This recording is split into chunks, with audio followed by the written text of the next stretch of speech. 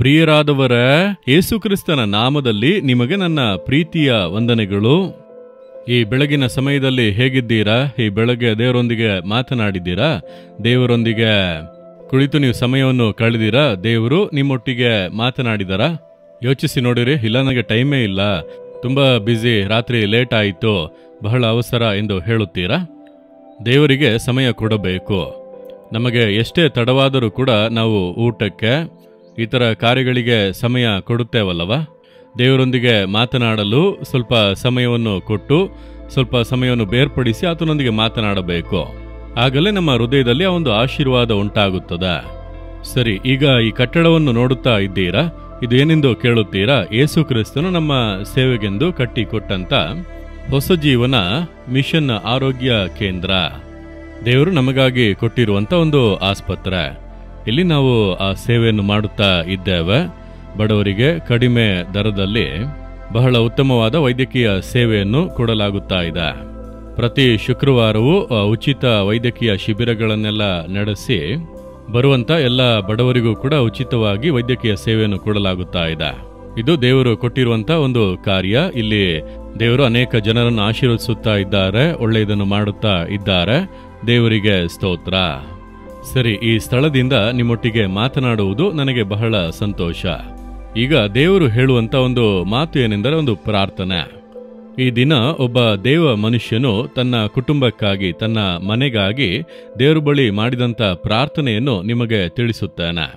2 ಸಮುವೇಲನು 7ನೇ ಅಧ್ಯಾಯ 29ನೇ ವಾಕ್ಯದಲ್ಲಿ, ನಿನ್ನ ಆಶೀರ್ವಾದದಿಂದ ನಿನ್ನ ಸೇವಕನ ಮನೆಯಲ್ಲಿ ನಿತ್ಯ ಸೌಭಾಗ್ಯವಿರಲಿ. ದಾವೀದನು ಎಂಬಂತ ಒಬ್ಬ ಭಕ್ತನು ದೇವರನ್ನು ನೋಡಿ ಒಂದು ಸುಂದರವಾದ ಪ್ರಾರ್ಥನೆ ಮಾಡುತ್ತಾನೆ.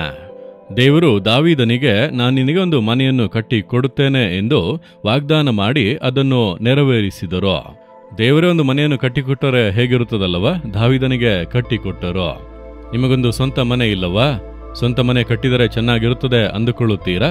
ದೇವರ ಬಳಿಯಲ್ಲಿ ಕೇಳಿರಿ, ದೇವರು ಖಂಡಿತವಾಗಿ ಕೊಡುವರು. ಅದೆಲ್ಲ ಈ ಲೋಕದಲ್ಲಿ ಬಾಳುವವರೆಗೂ ಚೆನ್ನಾಗಿ ಇರುವುದಕ್ಕೆ ಅವಶ್ಯ ತಾನೆ. ದಾವೀದನಿಗೆ ದೇವರು ಮನೆಯನ್ನು ಕಟ್ಟಿಕೊಟ್ಟರು.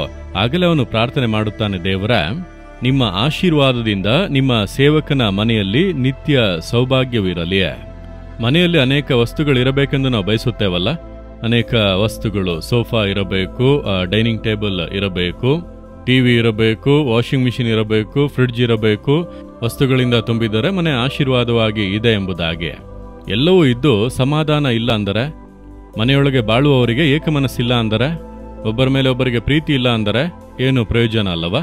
ಅಂದರೆ ಒಂದು ಮನೆಯ ಆಶೀರ್ವಾದ ಅನ್ನುವಾಗ ಅದು ಸಮಾಧಾನ, ಸಂತೋಷ, ಕುಟುಂಬದಲ್ಲಿ ಬಾಳುವಂತವರ ಮಧ್ಯೆ ಒಂದು ಪ್ರೀತಿ, ಅನ್ಯೂನ್ಯತೆ, ಅದುವೇ ನಿಜವಾದಂತ ಸಂತೋಷ. ಯಾವುದೇ ವಸ್ತುಗಳಿಲ್ಲದೆ ಇದ್ದರೂ ಇರುವುದರಲ್ಲೇ ಸಂತೋಷವಾಗಿ ಸಮಾಧಾನವಾಗಿ ಇದ್ದರೆ ಅದುವೇ ದೊಡ್ಡ ಆಶೀರ್ವಾದ. ಹಾಗಾದ್ರೆ ಇದನ್ನೆಲ್ಲ ಕೇಳಬಾರ್ದ? ದೇವರು ಕೊಡುವುದಿಲ್ಲವ ಅಂದ್ರೆ ಕೊಡುವರು. ನಿಮ್ಮ ಮನೆಗೆ ಏನೆಲ್ಲ ಕಾರ್ಯಗಳು ಅವಶ್ಯವೋ ಅದನ್ನೆಲ್ಲ ದೇವರು ನಿಮಗೆ ಕೊಟ್ಟು ಆಶೀರ್ವದಿಸುವಂತವರು. ಆದರೆ ಮುಖ್ಯವಾದದ್ದು ಕರ್ತನ ಆಶೀರ್ವಾದ. ದೇವರೇ, ನಿಮ್ಮ ಆಶೀರ್ವಾದ ನನ್ನ ಮನೆಯಲ್ಲಿ ಇರಬೇಕು. ನಿಮ್ಮ ಸಮಾಧಾನ, ನಿಮ್ಮ ಪ್ರೀತಿ ಇರಬೇಕು, ನಿಮ್ಮ ಶಾಂತಿ ಇರಬೇಕು, ನಿಮ್ಮ ದೈವಿಕ ಸ್ವಭಾವಗಳು ಮನೆಯಲ್ಲಿ ಇರುವಂಥವರಲ್ಲಿ ಇರಬೇಕು. ಅದುವೇ ದೊಡ್ಡ ಆಶೀರ್ವಾದ. ನಿಮ್ಮ ಮನೆಯಲ್ಲಿ ಸಮಾಧಾನ ಇದೆಯಾ? ನಿಮ್ಮ ಮನೆಯಲ್ಲಿ ಎಲ್ಲರೊಳಗೆ ಒಂದು ಪ್ರೀತಿ, ಅನ್ಯೂನ್ಯತೆ ಇದೆಯಾ? ನಿಮ್ಮ ಮನೆಯೊಳಗೆ ಹೋದರೆ ಒಂದು ನೆಮ್ಮದಿ ಬರುತ್ತದಾ? ನಿಮ್ಮ ಮನೆಯೊಳಗೆ ಹೋಗುವಾಗಲೂ ನನಗೆ ಬಹಳ ಸಂತೋಷವಾದ ಸ್ಥಳ ನನ್ನ ಮನೆಯೇ, ನನ್ನ ಕುಟುಂಬವೆಂದು ಹೇಳಲು ಸಾಧ್ಯವಾ? ಅನೇಕರಿಗೆ ಆ ರೀತಿ ಹೇಳಲು ಆಗದು. ಯಾವಾಗ ಮನೆಯಿಂದ ಹೊರಗೆ ಬರ್ತೇನೋ ಅನ್ನುತ್ತಾರೆ. ಮನೆಗೆ ಬೇಗನೆ ಹೋಗದೆ ಎಷ್ಟು ತಡವಾಗಿ ಹೋಗಬಹುದು ಅಷ್ಟು ತಡವಾಗಿ ಹೋಗುತ್ತಾರೆ. ಯಾಕಂದ್ರೆ ಮನೆಯಲ್ಲಿ ಆಶೀರ್ವಾದ ಇಲ್ಲ. ಇದೇ ರೀತಿ ಎಷ್ಟು ದಿನಗಳು ಬಾಳುತ್ತೀರಿ? ದೇವರು ಹೇಳುತ್ತಾರೆ, ನಿನ್ನ ಮನೆಯನ್ನು, ನಿನ್ನ ಕುಟುಂಬವನ್ನು ನಾನು ಆಶೀರ್ವದಿಸುವೆನೋ. ನೀವು ಕೇಳಿದರೆ ನಿಮ್ಮ ಮನೆಯಲ್ಲಿ ದೇವರು ಬದಲಾವಣೆಗಳನ್ನು ಉಂಟು ಮಾಡುವರು. ದೇವರೇ, ನಿಮ್ಮ ಆಶೀರ್ವಾದ ನಮ್ಮ ಮನೆಯೊಳಗೆ ಬರಬೇಕು, ಸಮಾಧಾನ ಬರಬೇಕು, ಏಕಮನಸ್ಸು ಬರಬೇಕು, ಪ್ರೀತಿ ಅನ್ಯೂನ್ಯತೆ ಬೇಕು, ಆ ಸಂತೋಷ ಮನೆಯೊಳಗೆ ಇರಬೇಕು. ನೀವು ನಮ್ಮ ಕುಟುಂಬವನ್ನು ಆಶೀರ್ವದಿಸಿ ಮನೆಯನ್ನೆಂಬುದಾಗಿ ನೀವು ಪ್ರಾರ್ಥನೆ ಮಾಡಿ ನೋಡಿರಿ, ಖಂಡಿತ ಆಶೀರ್ವಾದ ಬರುತ್ತದೆ. ಇಲ್ಲ, ನಾನು ಎಷ್ಟೇ ಪ್ರಯಾಸಪಟ್ಟು ನೋಡಿದರೂ ಒಂದಕ್ಕೊಂದು ಹೊಂದಾಣಿಕೆ ಬರುತ್ತಿಲ್ಲ, ಬಹಳ ಕಷ್ಟಗಳು ಅನ್ನುತ್ತೀರಾ? ಅದಕ್ಕೆ ಕಾರಣ ಸೈತಾನ. ನಾವು ಸಂತೋಷವಾಗಿರುವುದು ಅವನಿಗೆ ಇಷ್ಟವಿಲ್ಲ, ಕುಟುಂಬವನ್ನು ಡಿಸ್ಟರ್ಬ್ ಮಾಡುತ್ತಲೇ ಇರುವನು. ಹಾಗಾದ್ರೆ ನಿಮ್ಮ ಪ್ರಾರ್ಥನೆ ಒಂದೇ ಅದಕ್ಕೆ ತಪ್ಪಿಸಿ ನಿಮ್ಮನ್ನು ಕಾಪಾಡಲು ಸಾಧ್ಯ.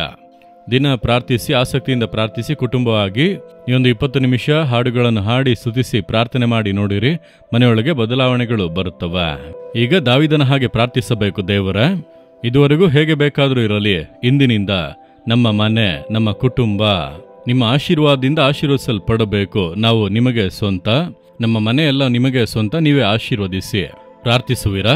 ಆಸಕ್ತಿಯಿಂದ ಪ್ರಾರ್ಥಿಸಿರಿ. ದೇವರ, ನಿಮ್ಮ ಆಶೀರ್ವಾದದಿಂದ ನಮ್ಮ ಮನೆ, ನಮ್ಮ ಕುಟುಂಬ ಆಶೀರ್ವದಿಸಲ್ಪಡಬೇಕು. ಸಮಾಧಾನ, ಸಂತೋಷ, ಏಕಮನಸ್ಸು, ಐಕ್ಯತೆ ಎಲ್ಲವೂ ನಮ್ಮ ಮನೆಯಲ್ಲಿ ಕಾಣಬೇಕು. ನಿಮ್ಮ ರಕ್ತವನ್ನು ಪ್ರೋಕ್ಷಿಸಿ ನಿಮ್ಮ ಸುರಕ್ಷತೆಯೊಳಗೆ ಒಪ್ಪಿಸಿಕೊಟ್ಟು ಯೇಸುವಿನ ನಾಮದಲ್ಲಿ ಪ್ರಾರ್ಥಿಸುತ್ತೇನೆ ತಂದೆಯೇ. ಆಮೇನ್, ಆಮೇನ್.